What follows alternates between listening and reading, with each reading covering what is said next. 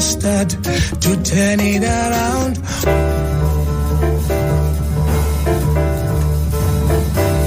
If we all could love one another, all the world could be as one. Just take time to love one another, all the world could be as one. Black man, white man, standing together, no more fighting to be done. Yellow, red man, dancing together, all the world could be as one.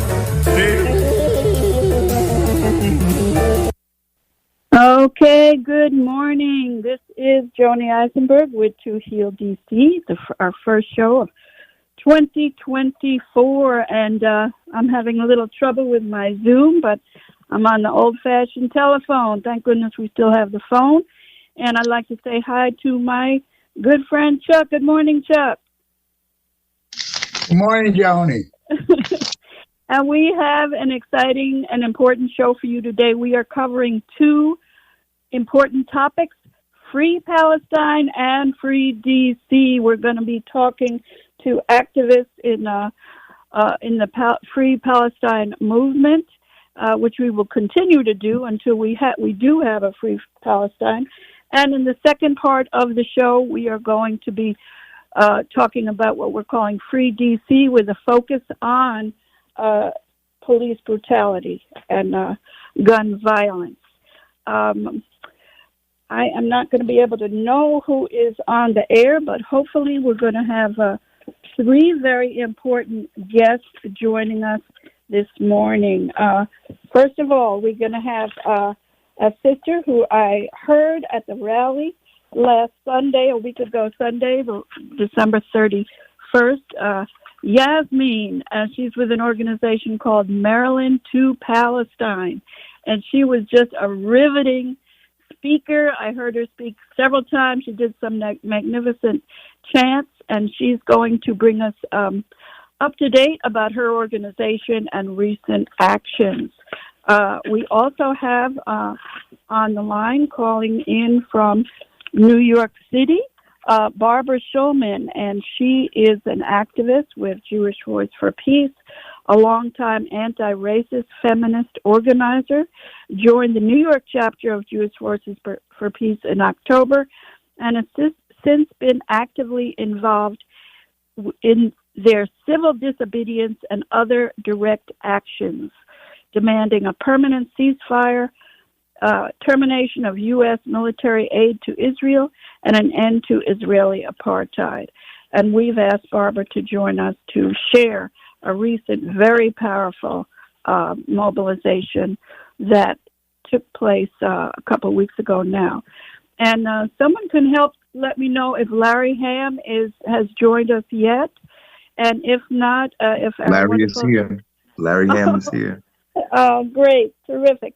Larry, my for some reason, my Zoom is not working, so I'm using the telephone. Larry Hamm is a hero of mine and of many. Many of us know him from the New Jersey activism he's been involved with. He is a champion of justice, a power to the people person, a free Palestine activist, born in D.C., raised in Newark, lifelong New Jersey activist, founder of a very... Please, everyone, mute yourself if you're not speaking. Founder of POP, People's Organization for Progress, in 1982, known for his decade-long organizing to end police brutality, and Larry's going to be here with us for the hour. I would urge everyone who can to listen to Nikichi Taifa's, our own Nikichi Taifa's fabulous 1-hour interview with Larry on her WPFW October 11th, 23 program, Human Rights and Justice, which you can check out on YouTube. A very extensive interview. And Lawrence Hamm is currently running for the U.S. Senate, representing New Jersey in the 2024 election. Anyway, he's been an activist since he was a teen, and we wish him a happy birthday. He just celebrated his 70th birthday. Before we go into this segment, Kalia, let's play a little bit of this music that represents what we're going to be, part of what we're going to be talking about. President, he's got his war. Folks don't know just what it's for. Nobody gives us a rhyme or reason. Half of one doubt, they call it treason. With chicken feathers all without one gut. God damn it, trying to make it real compared to what suck you to me.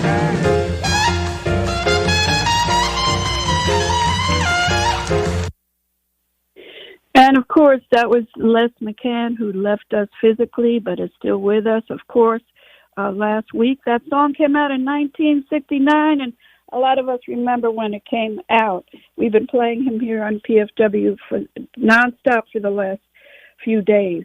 I'm trying to figure out who to start with, but I'm going to start with our elder, Larry Hamm, and of course, Larry Hamm has a lot to share, but I'm going to ask him to start out with some of his recent involvement around Palestine resistance, and perhaps talk a little bit as well about the horrific murder of the imam in Newark, outside of Newark Mosque recently, and your Palestinian flag celebration and more. So welcome, Larry Hamm. You there with us? Okay, you guys. He's muted. Yes, good morning. Good morning. I'm glad to be here with you this morning, and glad to talk about the issues of the day. With regard to the issue of Palestinian liberation, the People's Organization for Progress over the years has shown its solidarity and worked for solidarity between the Black community and the Palestinian people, especially those who are struggling for their liberation in Palestine. Most recently, we had a demonstration. In fact, we had that demonstration last Saturday. We had a demonstration for a ceasefire in Gaza and for justice for the Palestinian people. We were joined by a number of organizations in this march. We met in the center of downtown Newark at the Lincoln statue, which is in front of the old Essex County Courthouse. And we marched from there to the federal building in Newark, because that's the symbol of the federal government in the city of Newark. And we were protesting the Biden administration policy with regard to its support for this genocidal war in Gaza, in Palestine. We marched for about 2 miles to the federal building, and then we rallied in the center of Broad Street. Anyone that knows Newark, New Jersey knows that Broad Street is like the main thoroughfare in downtown Newark. And we actually rallied in the intersection of Broad Street and Court Street, where the federal building is, and traffic was blocked. And we rallied there for quite a while. And we had speakers from the various organizations, many of the same organizations that are involved in the mobilization to Washington, D.C. For next Saturday, this Saturday coming, January the 13th. And of course, we were like the other organizations, People's Organization for Progress. We were calling for an immediate, permanent, sustained ceasefire, an end to the genocidal war in Gaza. We were calling for justice for the Palestinian people, for an end to military assistance to Israel. We were calling for unfettered humanitarian aid, unfettered and unqualified, unimpeded humanitarian aid to the people of Gaza, commensurate with the humanitarian crisis that exists there. And we were calling for an end to the occupation, an end to Israeli apartheid, and self-determination for the Palestinian people. That demonstration was followed by our support, that is People's Organization for Progress, support for the group West Orange for Humanity. There had been a controversy in West Orange, New Jersey, one of those suburbs that borders Newark, New Jersey, when in the aftermath of the October 7th attack, the West Orange municipal government decided to have a flag raising at the town hall of the Israeli flag. A number of citizens in West Orange, which included Palestinians. There's a significant Palestinian population there, together with other people that live there, people of other racial and ethnic groups, said, well, if you're going to raise the Israeli flag, we want you to raise the Palestinian flag. And the West Orange Town Council said, okay, we're gonna do that. And the Palestinian flag raising was scheduled. It was put on the community bulletin board. It was put on all the other municipal bulletin boards, both electronic and otherwise, that exist, that there was going to be this flag raising, and everybody was, buoyed by this, and then all of a sudden, out of nowhere, the mayor of West Orange said the flag raising was canceled. Of course, there was outrage in response to this. Groups like West Orange for Humanity and others, Palestinian groups, got together and decided they were going to have a flag raising celebration, a kind of people's flag raising. And so last Friday at 4 p.m. at the West Orange Town Hall, hundreds of people came out with a sea of Palestinian flags and had a rally in front of City Hall. Many speakers, including the president of the town council, I believe his name, William Rutherford Jr., who I had met before and who is the son of a pastor that I have marched with in the past against police brutality. He was the president of the town council. He came out and spoke. Several members of the city council spoke. And so that was the event. Yes. I'm sorry to do this. We're kind of very short time with this whole show. We're going to have everyone back for another show. But just before we move on to I'm going to ask Barbara Schulman to speak next. Just mention in 1 minute what happened with the horrific murder of the imam outside of Newark Mosque. If you could just give us one sentence on that. Oh, you want me to? Yeah. I'm sorry. Okay. Very, very quickly. By now, most folks know about the murder of Imam Hassan Sharif outside of Masjid Muhammad in Newark, New Jersey. He was shot to death after coming out of the masjid for morning prayer around 6 a.m. in the morning. And there's been an unending outpouring of grief and outrage about his murder. Hundreds of people came out literally the night of the day that he was murdered, came out and rallied in front of the mosque. And then several thousand came out on Saturday at his janazah, his funeral services. And more events are being planned, including a major prayer service at the Robert Treat Hotel on this coming Wednesday evening. Okay, thank you. Lawrence Hamm and Larry will be joining us for the entire hour. When we are next halfway through the hour, we'll be talking about Free DC and police brutality. Barbara Schulman, you have just participated as a member of Jewish Voice for Peace New York chapter, representing Jewish elders. You recently participated in a very powerful processional. And of course, Jewish Voice for Peace, for people who don't know, is the largest progressive anti-Zionist Jewish organization in the world. So welcome, Barbara. Thanks so much, Joni, and thank you, Larry. And it's good to see you, Yasmin. I'm hoping to hear from you soon.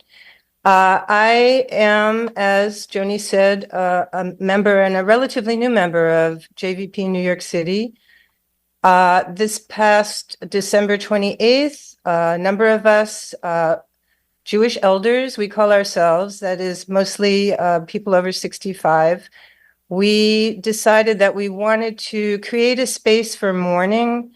Many of us had attended many protests. A lot of us had participated already in the many civil disobedience actions that JVP has been sponsoring in New York City and all around the country, where hundreds and hundreds of people in each site have risked arrest week after week since the beginning of this conflagration.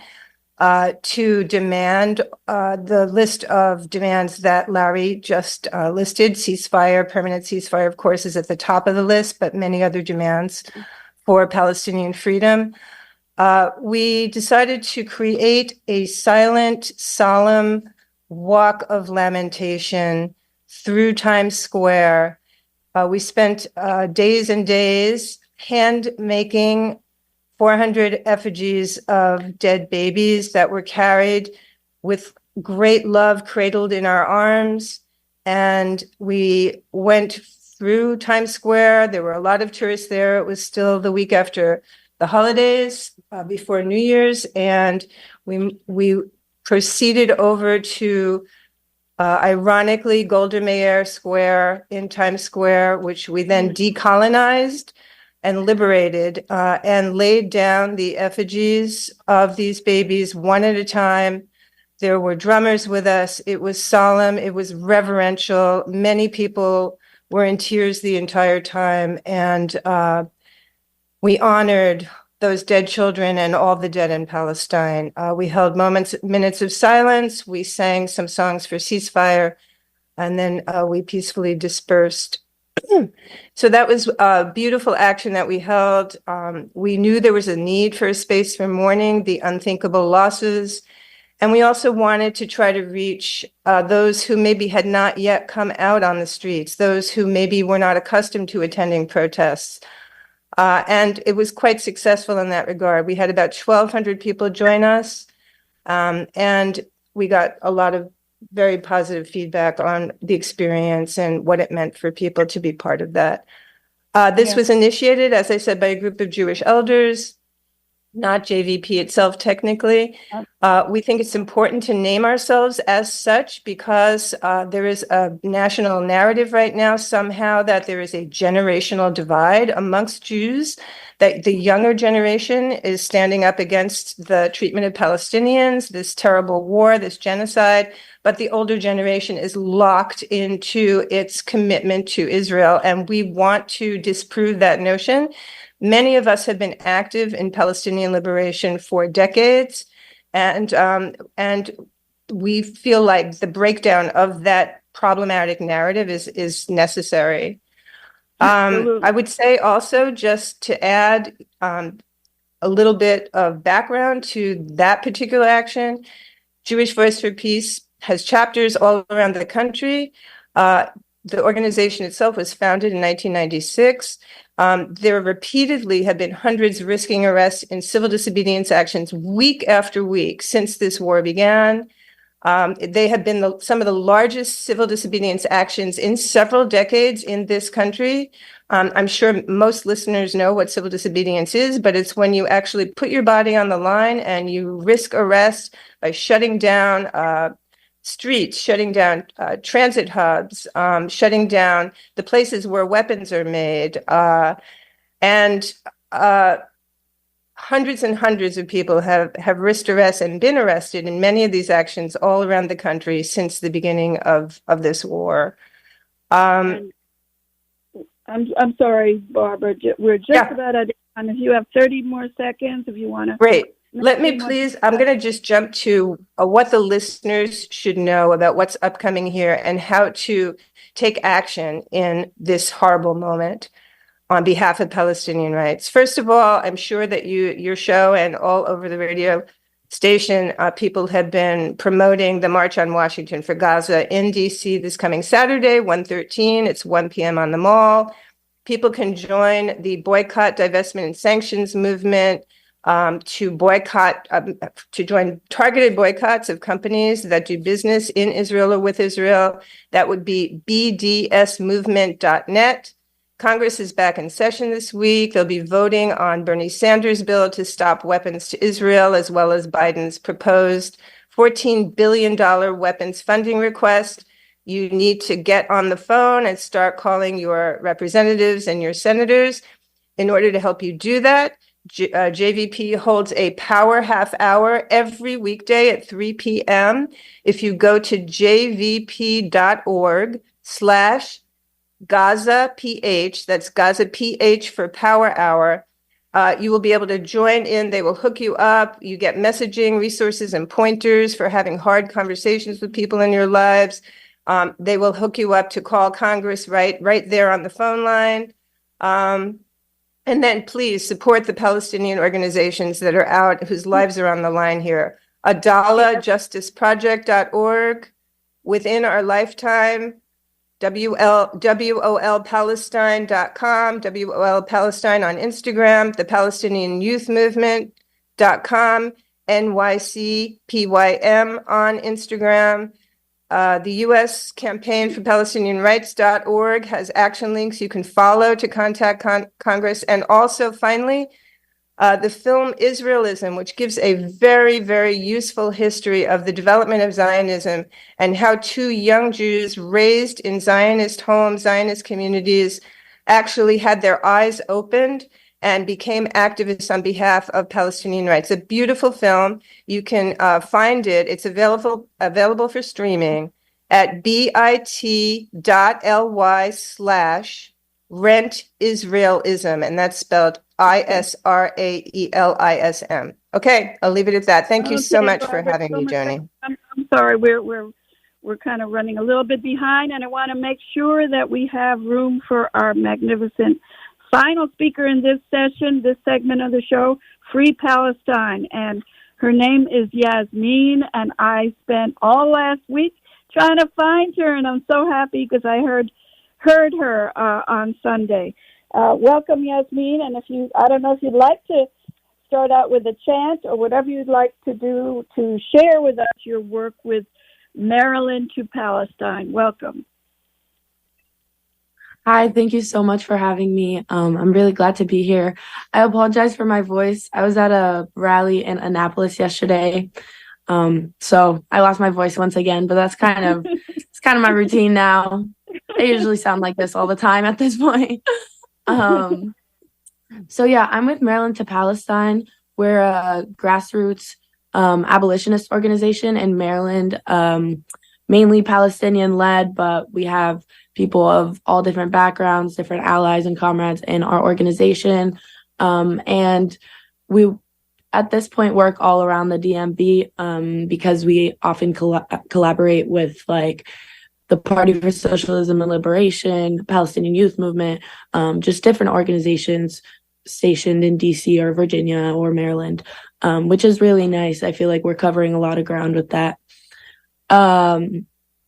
Yeah, I mean, should I just go ahead and talk a little bit about our work, or is there something specific?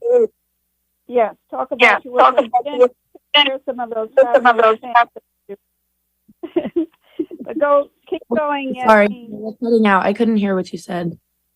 No, just keep going and maybe share a few of your chants that you're so famous for. It's so inspiring if you feel like it. But just tell us about your work with Maryland to Palestine. And I hope that Yasmin is going to join us next week when we have a 2-hour special for Martin Luther King's, honoring Martin Luther King. And she will have more time next week. But share a little bit about Maryland to Palestine's work. Okay, awesome. Thank you. So we normally throughout the year, we have different campaigns going on. Every summer, we do a soccer tournament in conjunction with a village in Palestine called Wadi Fuqin. And they are basically under constant threat of, well, as all Palestinians are, but constant threat of expulsion, of their land being stolen.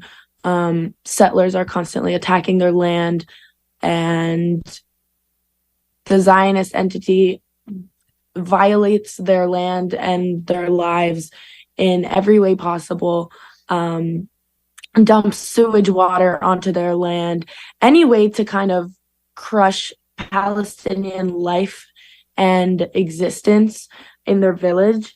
So they actually have a strip of land, a small soccer field that is basically legally forbidden for Israel to take. So they use that field to hold soccer tournaments and soccer games for their youth. So we basically got in contact with them and held our own tournament here at the same time that they did in Palestine. And we basically created a fundraiser and sent the money back to Wadi Fuqin, and used some of the money to support our work here. So yeah, I think that's one of my favorite campaigns that we've done. And so far we've had it 2 years in a row, and we're hoping to continue to do these soccer tournaments every year. And Yasmin, I'm sorry. Can you hear me? I'm going to ask you to join us next week because unfortunately we're behind in our schedule here. If you want to share how can people be in touch with Maryland to Palestine, and if you want to end with one of your chants, otherwise we will hear from you next week. Yeah, thank you so much. I will hopefully be back next week. If you want to join Maryland to Palestine, our Instagram is MD2 Palestine on Instagram. We also have a website, mdtopalestine.com. If you'd like to join, we have an interest form in our Instagram bio, and I really encourage everyone to join an organization because that's where a lot of the work starts and continues. So thank you so much for having me. I don't know about a whole chant right now. I just woke up, but maybe you'll find one on Instagram. Okay, Yasmin, we'll check you out next week doing magnificent work, Maryland to Palestine. This will end our first segment, Free Palestine. We're getting ready to move into our second segment, but I'd like to thank Yasmin and Barbara Schulman from New York Jewish Voice for Peace for joining us. Larry Hamm is going to stay with us for the second portion where we're talking about Free DC with a focus on gun violence and police murder. So thank you, Yasmin, and thank you, Barbara. I am starting the new year off without the Zoom, so I cannot tell if Stuart Anderson is on the phone. Kalia, if you could help me to tell me if Stuart, are you on the phone? Okay, nobody's. Stuart's not here. Stuart is not there. Okay, he probably maybe lost his time. Is Tyrone Parker on the phone? Yes. Tyrone, okay, great. We are about to move into our second segment, and we want to promote two marches on the air today. This Saturday, January 13th, as was mentioned earlier, is a national march on Washington to support the Free Palestine.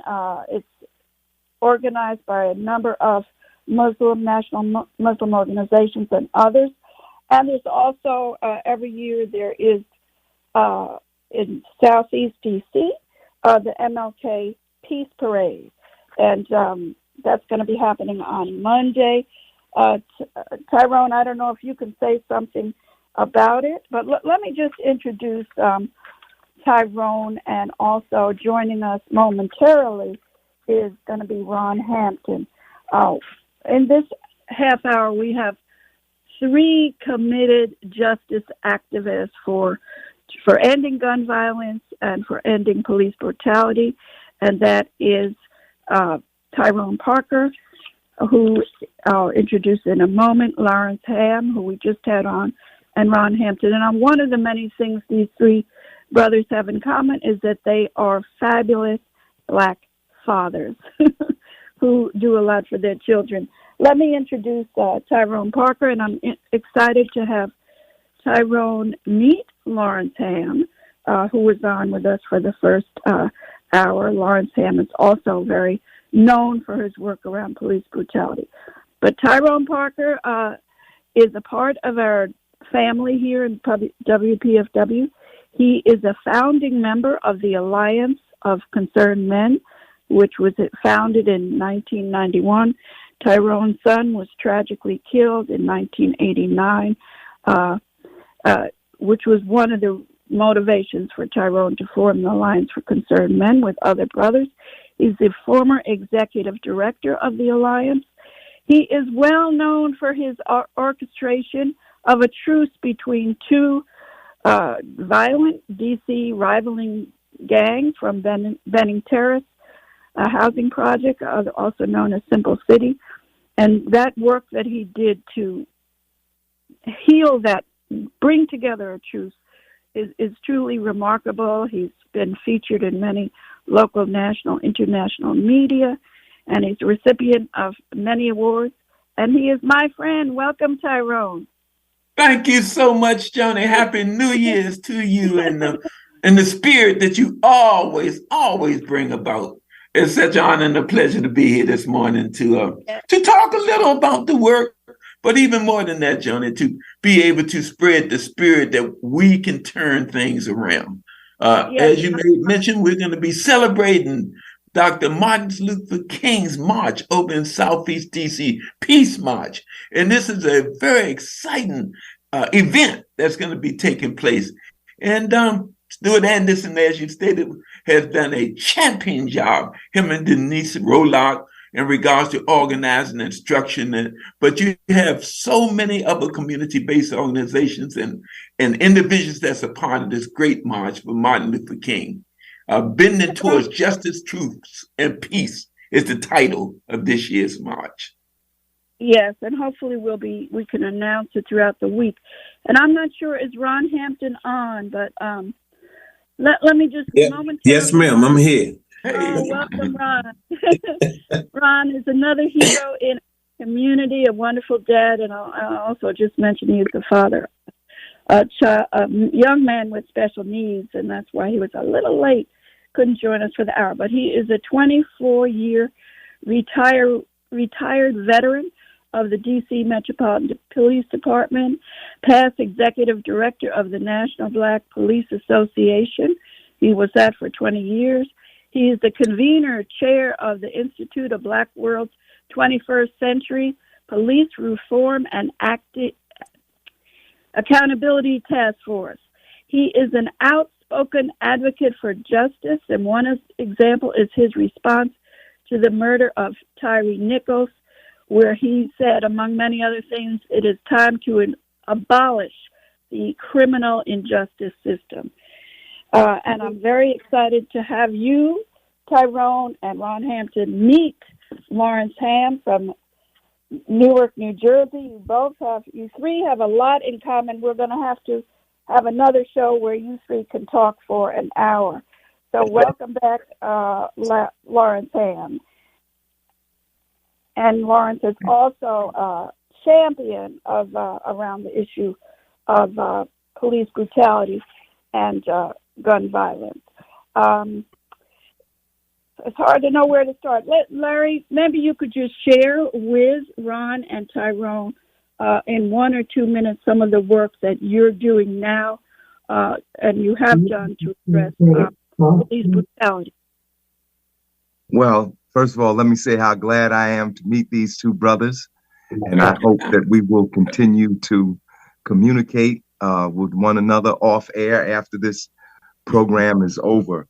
The People's Organization for Progress, we were actually founded in 1982. So we are on the way now to our 42nd anniversary.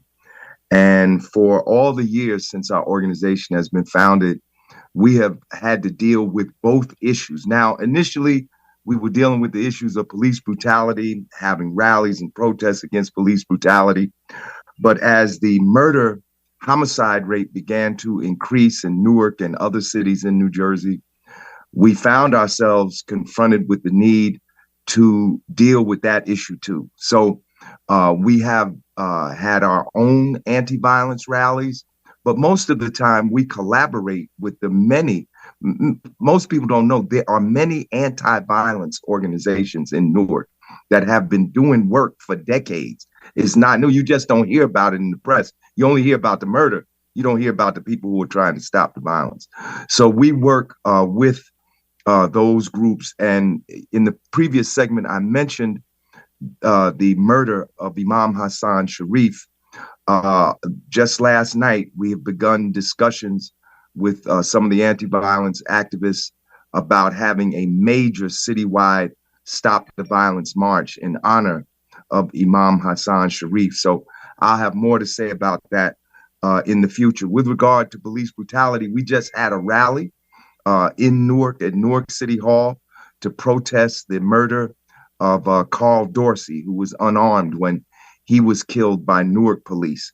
And we continue to rally all around the state, raising up issues. Goulia Dale in the northernmost part of New Jersey, in Newton, New Jersey, and Najee Seabrooks in Patterson, and Andrew Washington in Jersey City. So we continue to rally and protest against police brutality. We also go to Trenton and we lobby for legislation to deal with police brutality. The bill that we're focusing on right now is a bill that would enable municipalities to create police review boards. We have no police review boards in New Jersey that have subpoena or investigatory power. So we're trying to get legislation passed to make that happen. And our biggest obstacle, our biggest adversary is the Fraternal Order of Police. They have gone into state court, they've gone into appellate court, they've gone all the way up to the state Supreme Court to try to stop the formation of police review boards in Newark and other cities. So we're battling toe to toe with them and other groups that support this brutal police, these brutal police practices that we have around the whole state. It ain't just Newark. It's big towns, it's little towns, it's big cities and small villages. And so one of the reasons where we do have little time is I was so excited about the idea to introduce Larry Hamm to Tyrone and Ron Hampton. So he's kind of squeezed in this half hour, but let's keep moving. We have about 10 minutes left. Let's jump with Ron Hampton. Ron, just share whatever you would like to share now in terms of what you see. Oh, yeah, Joni, yes. First of all, let me say good morning to Tyrone and Larry. And first of all, it's an honor to meet you, my brother, because I've heard of you, the work that you were doing in Newark and whatnot. Plus, I just hold the mayor of Newark up as a shining example for the work that they've been doing over the years and this willingness to confront the status quo. I was sharing with Joni that I think it was last year or might have been the year before that when he hired police officers, he also hired social workers. And that makes a difference because law enforcement is reactive and social workers are proactive. And they also, by working with the groups in the city, the community groups that are on the ground, that know the people, know the communities, know the young people, that's also is proactive, and organizing is a great part of that. So I hold out what it is that you all are doing. It's a pleasure. It reminds me a whole lot of Tyrone Parker, the work that they've been doing in our city for years at the level where the rubber really meets the road, because the police don't do organizing. When I was on the police force back in the 60s and 70s and 80s, that was a critical component of our knowing the community, working in the community. I lived in the community, and I still live in that community. So I haven't gone anywhere. And it's just important that you know the people and know the things that are going on and continue to work with it. And so it's just an honor to be here. And I'm always honored to be with my brother Tyrone, because I was with him the other night, and they're doing some great work over there at the mosque and whatnot. So I'm looking forward to it. We got a lot of work to do. we've come a long way, but I think, like Martin talks about, we have a long way to go still because we haven't changed the hearts and minds of the people who run this country in the way of where the solutions are. I tell Tyrone all the time that a lot of times the solution is in the problem, but we don't want to talk to the people in our community. We don't want to see them as a value to the kind of things that are going on. And that's an important component. We have to do that. So we're working, doing some work here. And then, I was in Newark for the State of the Black World Conference back here before. And I don't want to let the cat out the bag, but I'm hoping that the next State of the Black World is going to be in Newark again. That's right. Yeah, I'm hoping that it's going to be in Newark again. Yes, sir.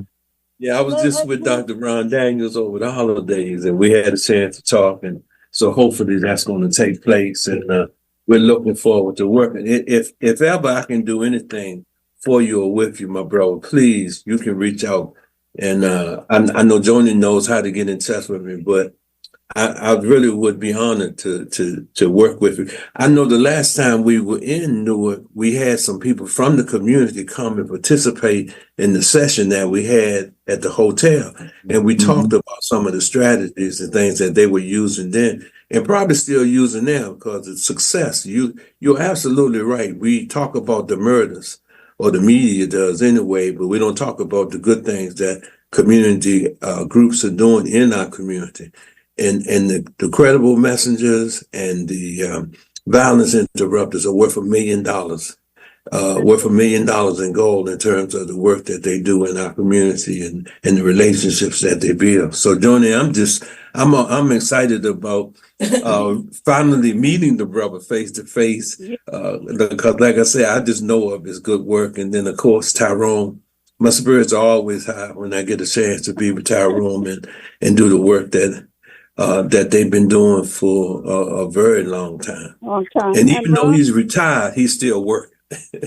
Absolutely. And let me repeat that Larry Hamm is running for Senate in New Jersey. So we're going to support him from his where he was born, right here in D.C. So hopefully we can maybe bring Larry, maybe you can come down to D.C. and we can see each other in person. But I love that. I would love that. Fantastic, Johnny. Yes. I want to meet a whole bunch of people when I come down there. Yes. So we can hook you up. So I want you to hear about Tyrone Parker. Of course, Tyrone has been on with me and us for many, many times. But I want Tyrone, if you could give us, one of the things that Tyrone always says is that there were tremendous successes in the past. And those successes are not mentioned and discussed and not supported by the current mayor. But Tyrone, would you like to start out with that? You only have about 2 minutes. First of all, let me echo what my good buddy Ron has said pertaining to the spirit and the love and the work that we've been able to do over the years. And Lance, I surely look forward to actually meeting you and just getting a good sense of a spirit that you're doing, the work you're doing, man. I'm excited about it. I'm going to hit the ground running, but I think the common denominator in regards to this conversation is what Martin Luther King states, our lives begin to end the day that we become silent about the things that matter. That's right. Our lives end the day that we become silent about the things that matter. And this is the spirit that actually joins all of us together because we refuse to become silent in the sense that what's occurring in our community pertaining to the homicides, the violence, and the other injustices. As Joni stated, we've been doing the work with Ron Hampton, and we have a very unique relationship, Lars, because at one point in time, Lars, my good buddy was with the police, but he was a different kind of a police, a community type police that basically took deep dives into really relationships. And that particular spirit has carried over today in regards to the ideology and the work that we do as the Alliance of Concerned Men, because we still wholeheartedly feel there's a place for good policing in our particular community to be able to help to solve some of the things. But our job is, and in depth, is to relinquish, is to resolve the dependence and the presence of the police in our community. Tyrone, talk about the cruise and the work that you're doing now to bring some folks together. Last, and as stated, I retired almost 2 years ago, but I had to come back by virtue of the escalation of homicides that's occurring there. So we've come together to build another coalition of organizations, to be Black men that are actually hitting the streets to be able to work with our kids to demonstrate love, concerns, and commitment to them. And we have been enormously successful from the very beginning of the work that we're doing. As I stated, we have about 15 to 20 all men Black groups, no funding, no support, just the presence of us being out there to make a difference. And an interesting thing that we know, Ron, that one of the greatest challenges that have occurred is that Black men have not been in our communities to begin to show love relationships with our children. So this is the perspective that we're coming back to now. And we also know what solutions look like, because we were able to bring the homicide rates in the District of Columbia from 484 to 88 in the year 2012. Now we're back again to be able to deal with this. So this is the spirit of the work that we're doing, but we're going to turn the ocean line around, because we have the commitment of community-based organizations. We have the 100 Fathers, we got the Alliance of Concerned Men, Nation of Islam. I can go on.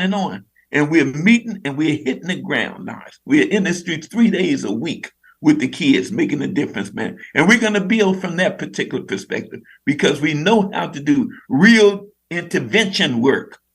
We know how to go into these particular communities and begin to bridge the gap or bridge the differences and being able to bring them together.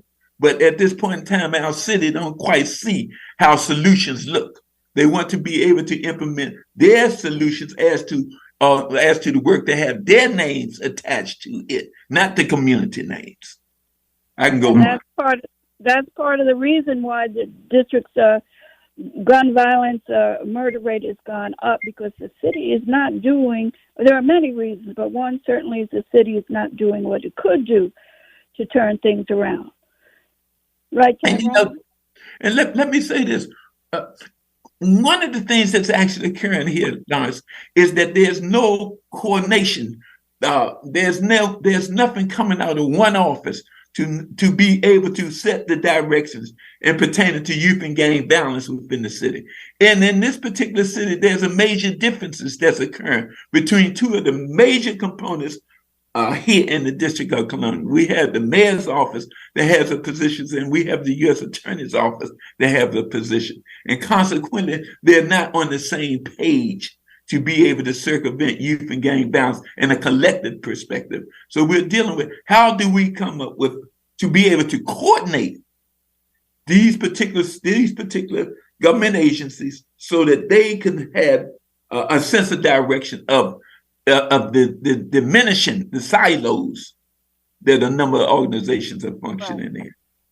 And of course, what you always say, Tyrone, and what Roach Brown and so many others always say, that they need to listen to the people, listen to the youth, and listen to everybody in the community to talk about what can be done to turn this around. I'm sad to say that we're just about out of time. Let me make a few announcements.